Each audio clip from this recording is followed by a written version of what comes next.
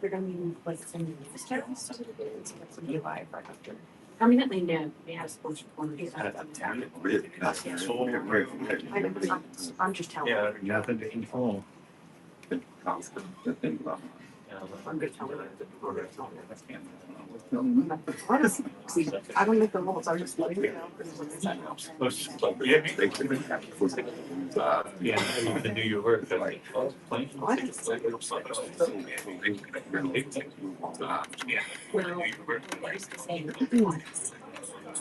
so like worst case scenario, in a pinch.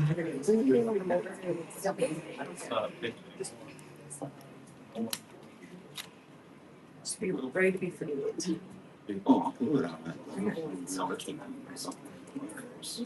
gonna be one basically fluid here.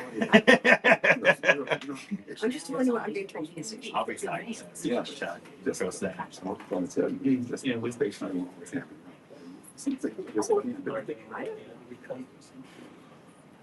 They're ready to call in just so they're still. Yeah. No, still. Is it 3 days a week? Because they went to 3 days a week.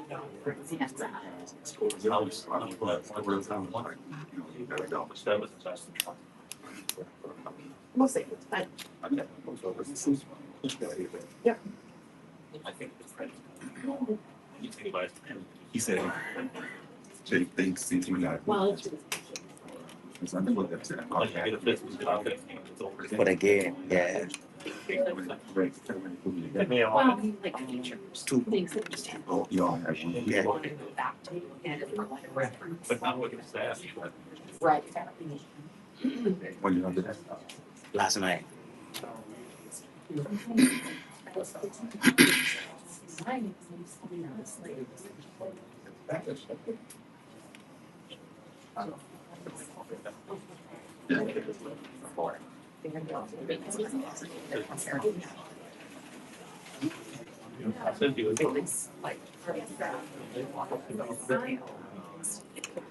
This is that.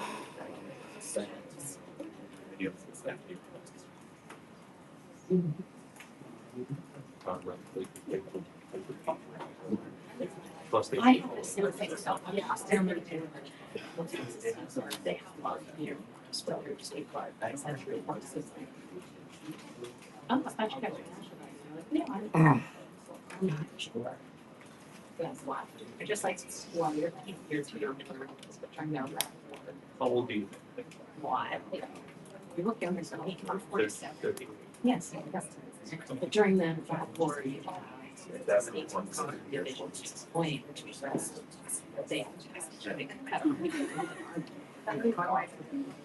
make an impression.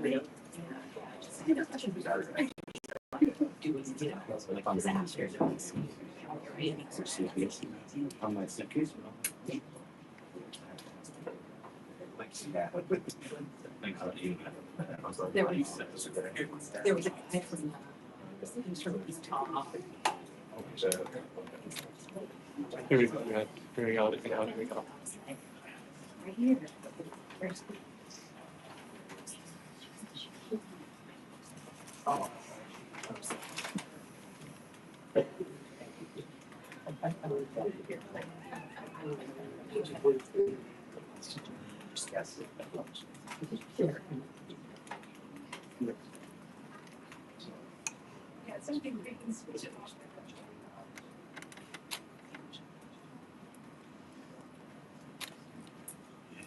okay.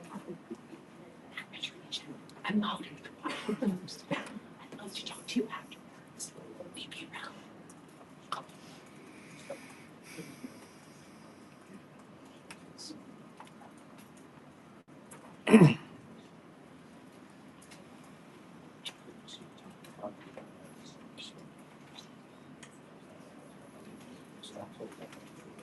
I'm used to working then. Fucking press conference, the fucking governor of the fucking FBI. What do you think I? Well, that's someone's been hot. I have no idea. Take a step back. Yeah, positive. Not the Armada, how's that? The Traverse of the Explorer.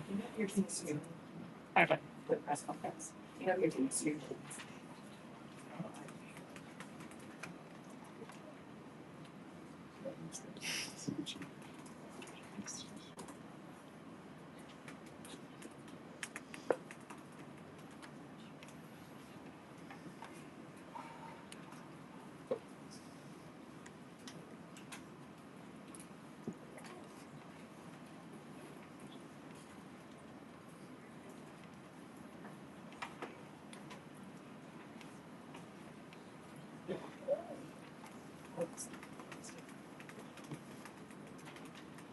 Well.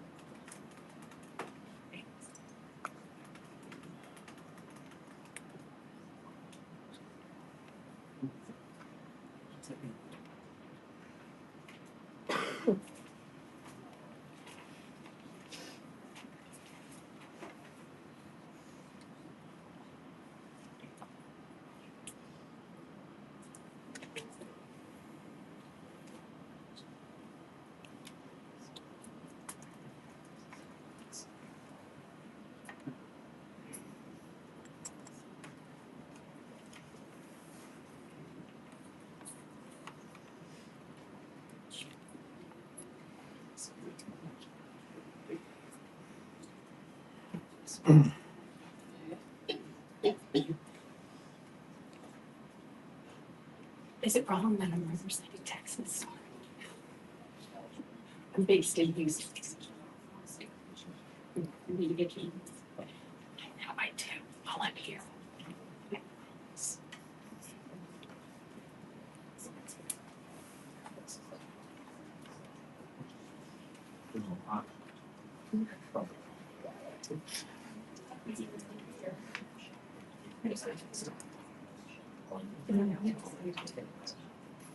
As happy to see Texas as a system. Yes, that's. As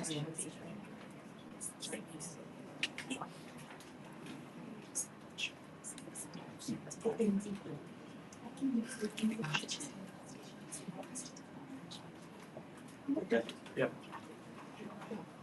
keep an eye on Teams. Sorry about that, guys.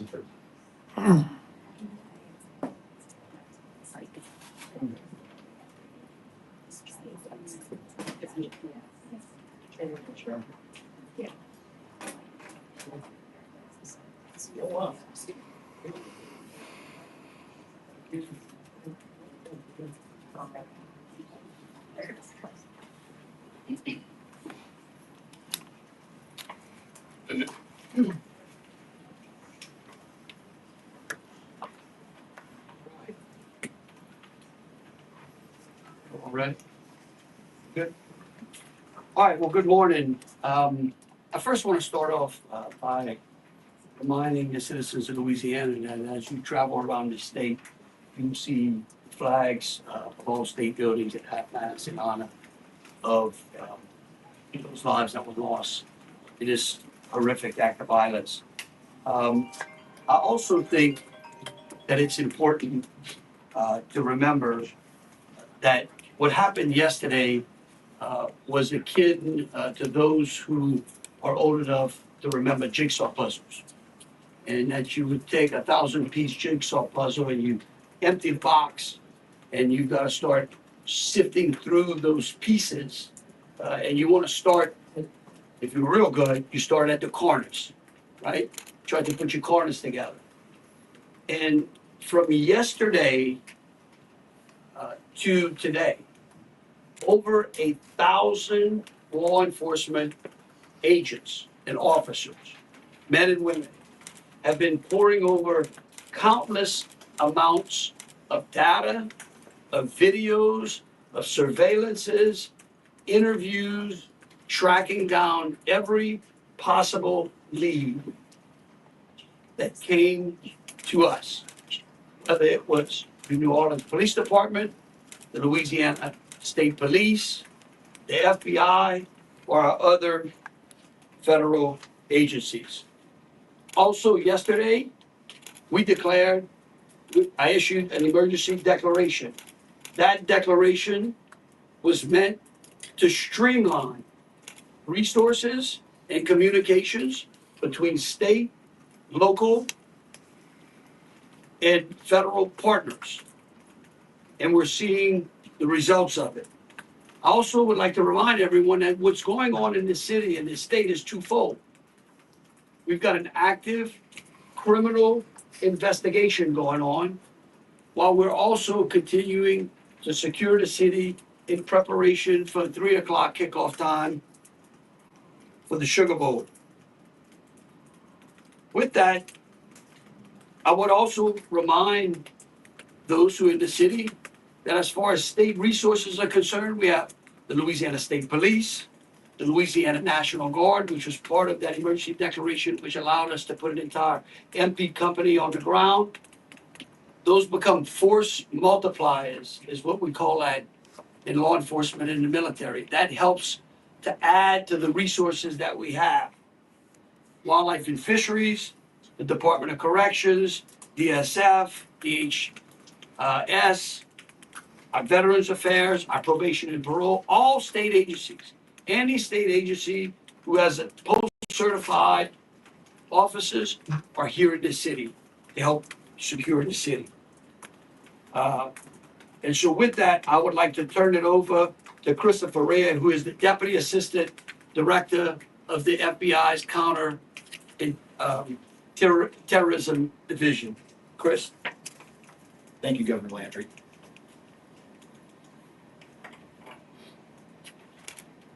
Good morning.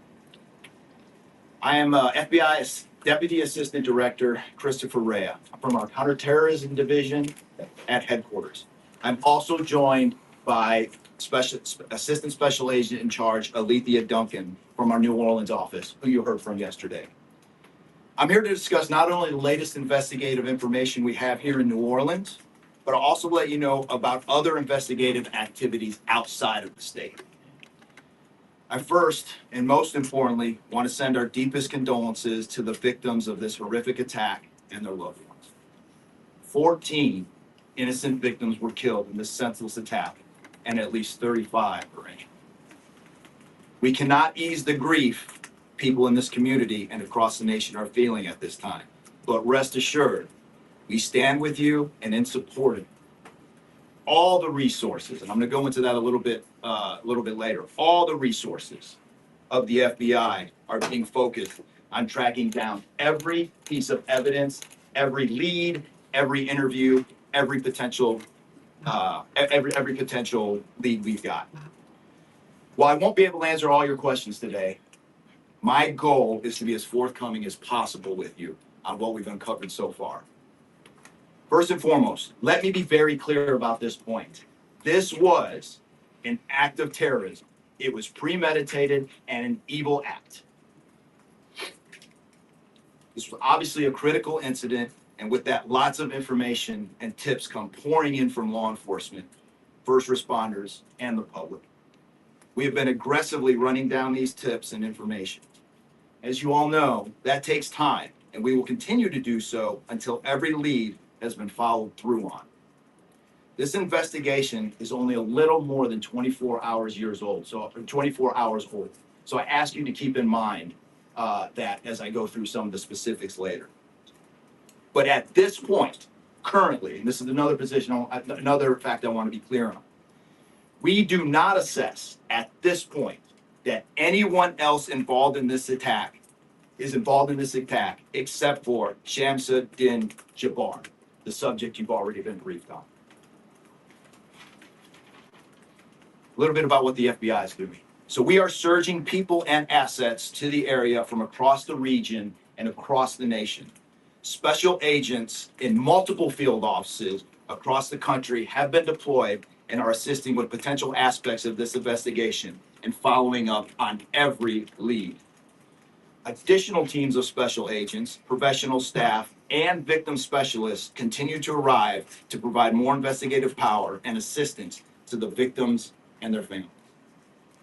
We've also forward deployed a number of our critical incident response group assets, including members of our hostage rescue team, special agent bomb technicians, and crisis management coordinators. In addition, we have deployed more evidence response technicians to continue to process the various scenes that we have.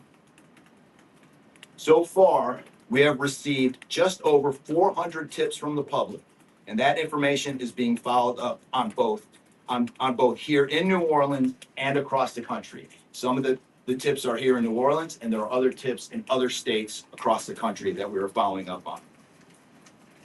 The FBI team and our law enforcement partners here are also reviewing hundreds of hours of surveillance and other video from both the French Quarter and other locations. As for a timeline, at this point, investigators believe Jabbar picked up the rented F-150 in Houston, Texas on December 30th. He then drove from Houston to New Orleans on the evening of the 31st, and he posted several videos to an online platform proclaiming his support for ISIS. There were 5 videos posted on Jabbar's Facebook account, which are time-stamped beginning at 1:29 a.m. and the last at 3:02 a.m. In the first video, Jabbar explains he originally planned to harm his family and friends, but was concerned the news headlines would not focus on the, quote, war between the believers and the disbelievers, end quote. Additionally, he stated he had joined ISIS before this summer. He also provided a will and testament.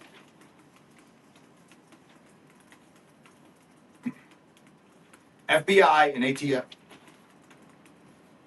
FBI, we have a couple different scenes at the location. We have released the scene at Bourbon Street. That scene has been released. We also have a scene off of Mandeville Address, where we're currently searching that scene right now. FBI and ATF agents have secured that house, and that location is being searched for potential evidence. On New Year's morning, Jabbar opened fire after ramming through a blocked-off area of Bourbon Street, used his truck as a weapon to run over the victims. Teams of specially trained victim specialists, again, as I said, are on the ground here in New Orleans, assisting survivors of the attack and loved ones of the deceased. We do not believe the public is in any danger around any of these locations. 3 phones linked to Jabbar have been recovered, and digital media exploitation is a priority to see what is on the devices and determine if there are any other potential leads.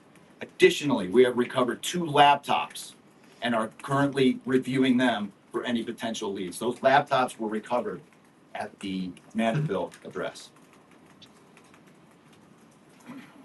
Evidence technicians will also be going over the F-150 truck Jabbar was driving. As you know, we recovered an ISIS flag from the back of the vehicle. Jabbar declared his support for the terrorist group on social media, as I stated before, as he made his way to New Orleans. FBI bomb technicians also recovered 2 IEDs in coolers, one from the cross-section of Bourbon and Orleans Street, and the second at an intersection approximately 2 blocks away. There were multiple reports of other devices. Those reports turned out to be misinformation or not actual functioning devices. Those are the only 2 devices that we've been able to recover that were functional. Both devices were rendered safe on scene. We did obtain surveillance footage showing Jabbar placing the devices where they were found. 2 other, as I said before, 2 other items of interest were determined not to be IEDs. A little bit about Jabbar. Jabbar himself was born in the United States and is a U.S. military veteran. We are looking in everything in his life. While we have interviewed many people who know Jabbar, we still need to talk to others. Whether you know Jabbar personally, worked with him, served in the military, or saw him in New Orleans or Texas, we need to talk to you. You may not think you have relevant information, but what you know could tie in to one of our investigative leads. Specifically, we want to talk to anyone who was in the French Quarter on New Year's Eve or early on New Year's Day. That includes people spotted near one of the two IEDs on Bourbon Street. The IED was inside a cooler, and many people stopped and looked at the cooler and then continued on their way. Let's be clear, again, we do not believe at this point these people are involved in this incident in any way. We want to speak to them as witnesses and want to know what they saw and when. I went down to the crime scene last night. It is very hard to put into words what it looked like and how difficult it was to see. Anyone with information can call us at 1-800-CALL-FBI or send digital tips to fbi.gov/Bourbon Street attack. Early this morning, evidence response teams finished their work at the crime scene. Bourbon Street has been turned over to the city of New Orleans. As you know, there's also an FBI investigation in Las Vegas. We are following up on all potential leads and not ruling everything out. However, at this point, there is no definitive link between the attack here in New Orleans and the one in Las Vegas. And again, I'll preface everything with what I started with in the beginning, which was this is very early in an investigation like this. Again, our thoughts and prayers are with the victims of this tragedy and everyone impacted across the country. They remain at the heart of our investigation. I also, although I've only been on the ground here a short time, I also want to express a sincere appreciation for our partners here, which include the U.S. Attorney's Office, HSI, ATF, the New Orleans PD, the Louisiana State Police, the Governor's Office, and countless others. At this point, I'm going to turn it over to the Special Agent in charge of ATF here, Josh Jackson.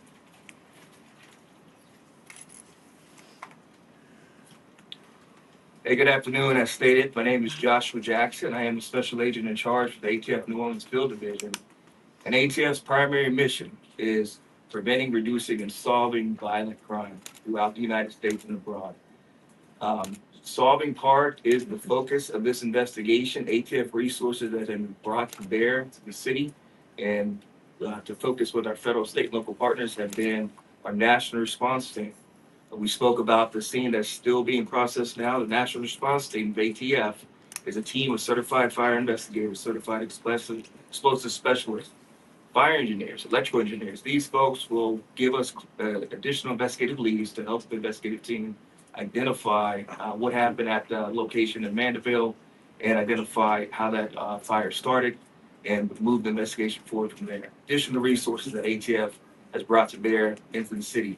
There's our ATF Special Response Team. This is a tactical team capable of handling any sort of enforcement operation. This team is deployed, on set, and ready for the Sugar Bowl today. This team is also made available to the Louisiana State Police and also New Orleans Police Department to assist with any efforts that they may have during this period.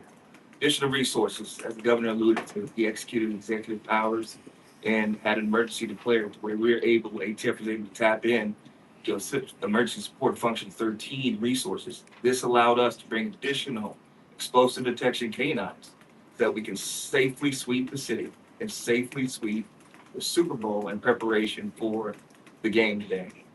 These resources will still be in the city as we lead up to the Super Bowl and to Mardi Gras. These type of ATF resources will be here.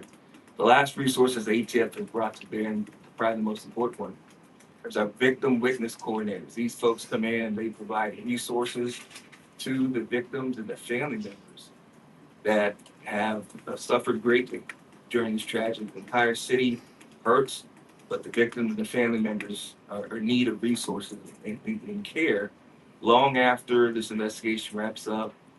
This time next year, it'd be hard for the families and friends who suffered during this event.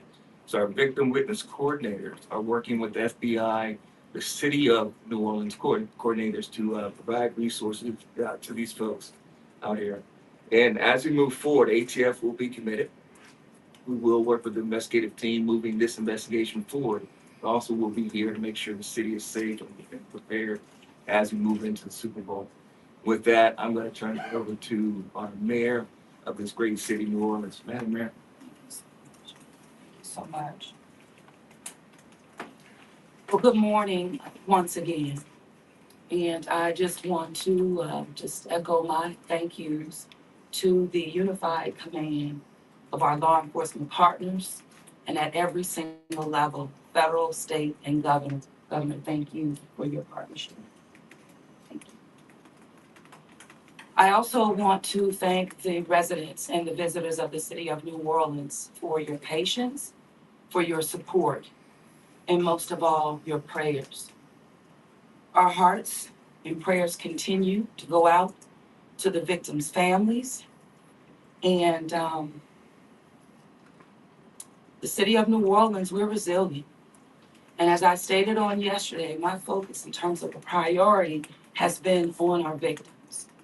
As you've heard, that yes, the FBI was able to clear Bourbon Street. And what that meant also for me in this city was that we were able to remove our victims, identify them, and notify their families. Real reverence. They mattered, the families mattered, and matter to the city of New Orleans.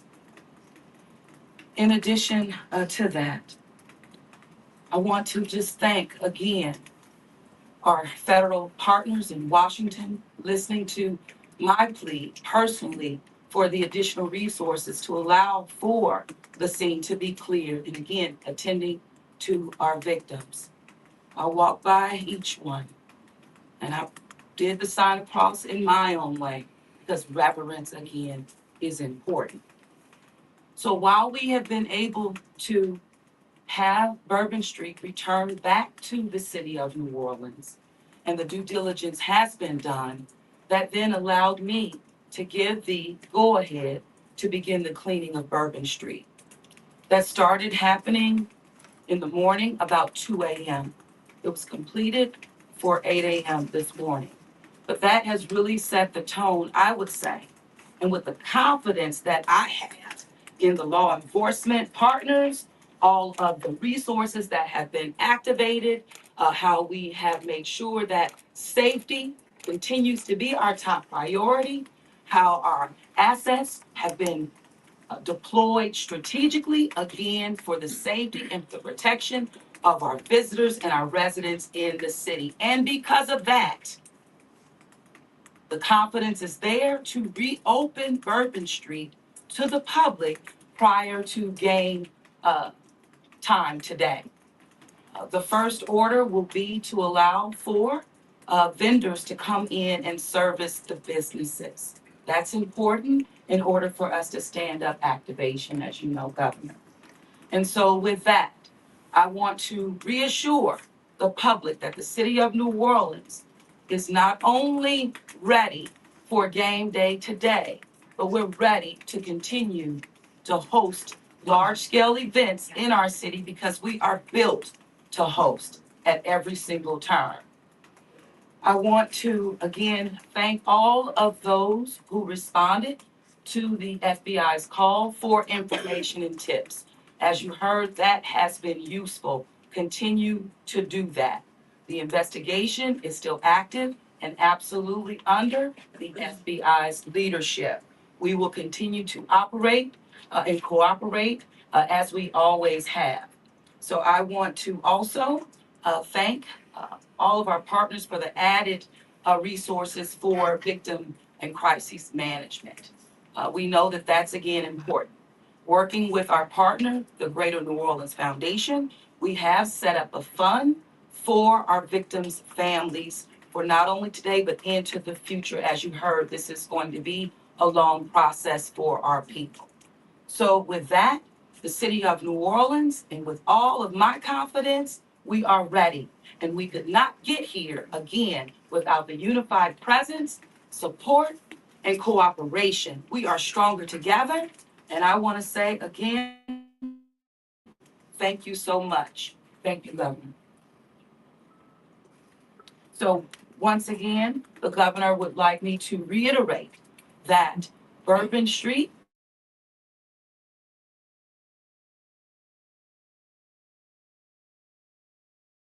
We're working towards 2:30 p.m. But prior to game time, the kickoff, Bourbon Street will be restored. So we're hard at work now. Our teams are now, and of course, working with our business community to serve our public and serve our residents and our visitors alike. In closing, I want to rest people assured. Right now in the city of New Orleans, there's an unprecedented amount of law enforcement resources that are being utilized to close out and to hunt down and to finalize this investigation. I want to thank the FBI and all of our federal partners for the amount of resources they have poured into the city. This type of event can happen in any city. And that's the tragedy of it. And I think it's important for people to understand that to protect our citizens in America from evil, you have to crush it. You can't go out there and placate it. You can't go out there and say, oh, I'm going to put this in place and that in place and hope that evil doesn't show up on your doorstep, because it will. You have to crush it. And that's what we're going to do here. We're going to put it all behind us. We're going to continue to keep the victims, those that are in the hospital, either fighting for their lives or trying to recover, in our thoughts and in our prayers.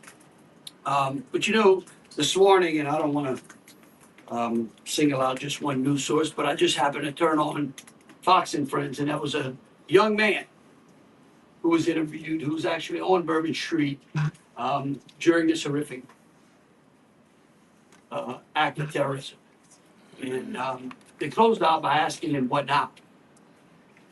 And I think he summed it up. He said, look, we can't live in fear, because fear will paralyze us. He said, we come down to the city to enjoy ourselves and to entertain ourselves and to be with our friends and with our families, because that's who we are. Louisiana invented hospitality. The people of the city care for each other. And believe you me, we care about each one of the lives that were lost in the city. We will never forget them. But it would be a tragedy if we let their losses be snuffed out because of fear.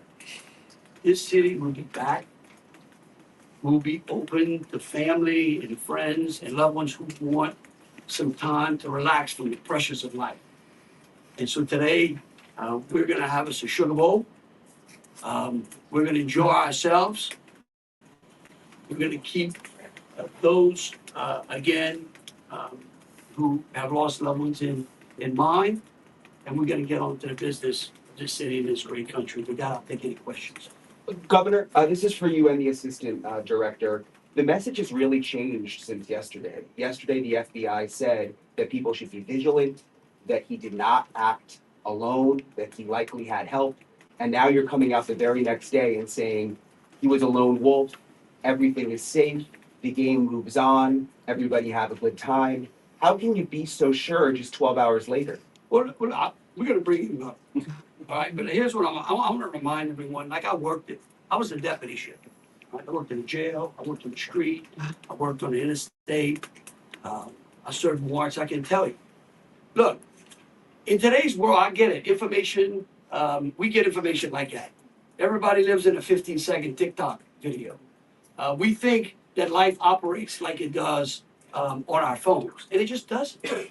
Information changes. In fact, that's why we ask the media for patience.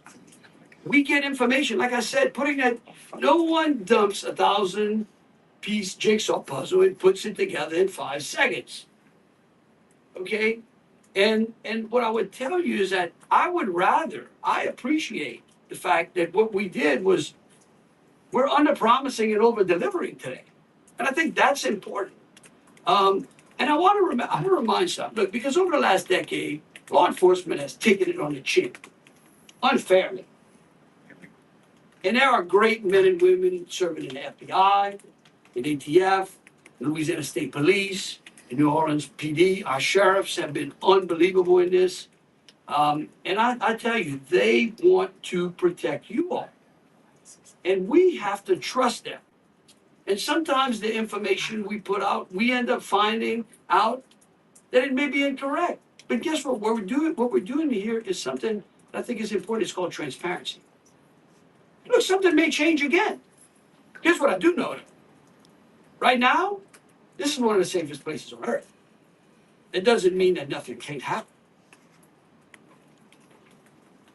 Thank you, Governor. And to echo exactly, I think the governor put it eloquently, as could be said. In a lot of these instances, I also had the opportunity to play Boss Bomb, and I will tell you, this is almost carbon copy to Boss Bomb as far as the inaccurate reporting that comes up. And what the governor said, we want to be transparent with the public. Years of the FBI not being transparent, we're being as transparent as we possibly can. And unfortunately, as we're being transparent, unfortunately for that, there is some information that we have to go back and recorrect. And in this particular incident, you heard the resources that we brought, that the other state and locals have brought. We've had 24 hours now to go through media, to go through phones, to interview people, to analyze those videos, analyze other databases. And after all of that, there's been hundreds and hundreds of leads done just in 24 hours. We're confident at this point that there is no accomplices. And I'll give you an idea of how that information sometimes, a lot of the early reports came out that there were extra people that were setting the coolers down, right?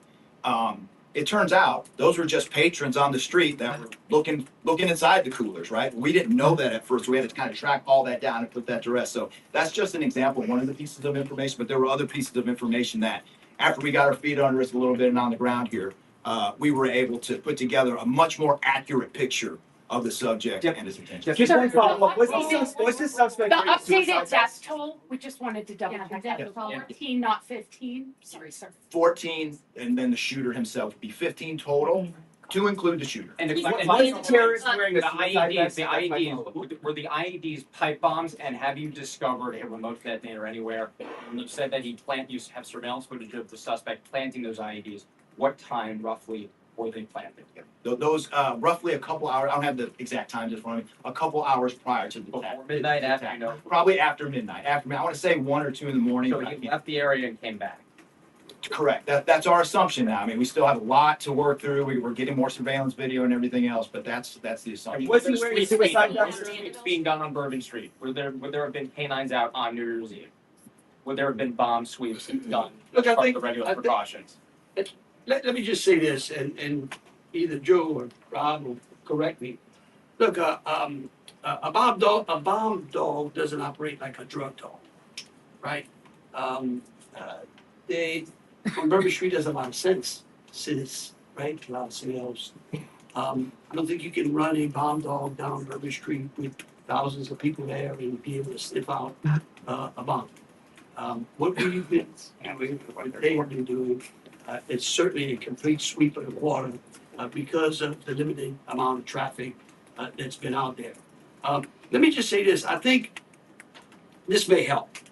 It would be my hope that as some additional time goes through, maybe closer to maybe the beginning of next week, we will, if we've got it to what extent buttoned up as we could, I would work with the FBI and the city, and maybe we can come up with a timeline to be able to get you those informations, kind of walk everyone through from day one through. I think it's extremely premature, and you're really putting us on some speculative grounds to ask some of those questions, because again, it's only been 24 hours.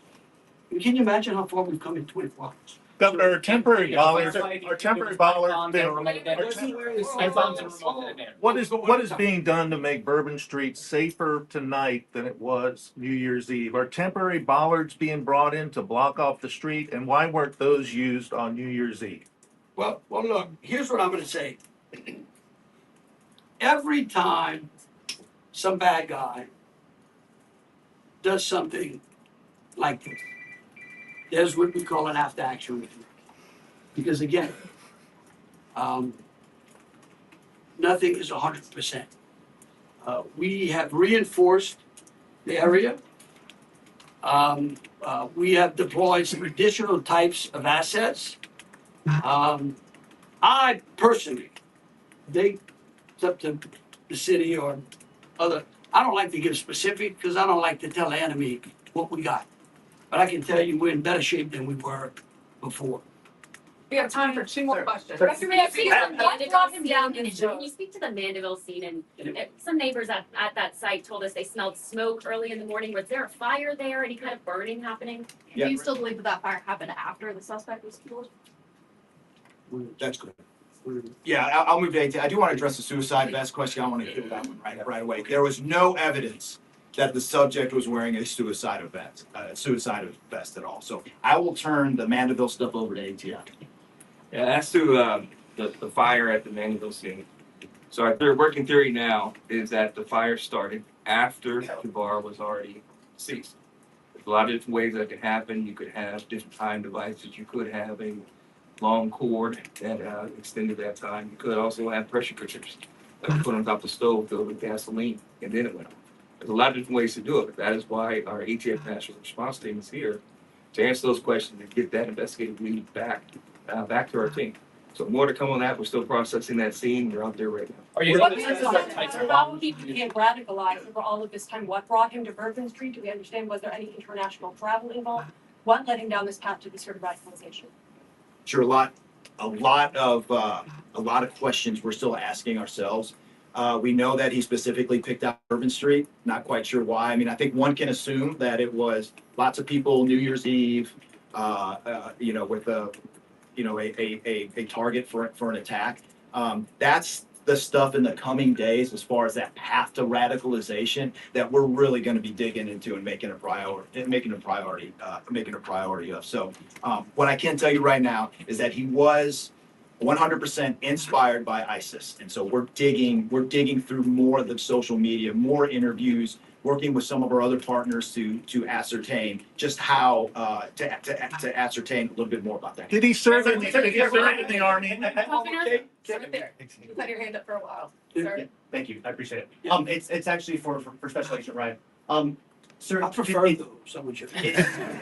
in order to reassure people, would you be able to explain the analysis and evidence that has led to this most recent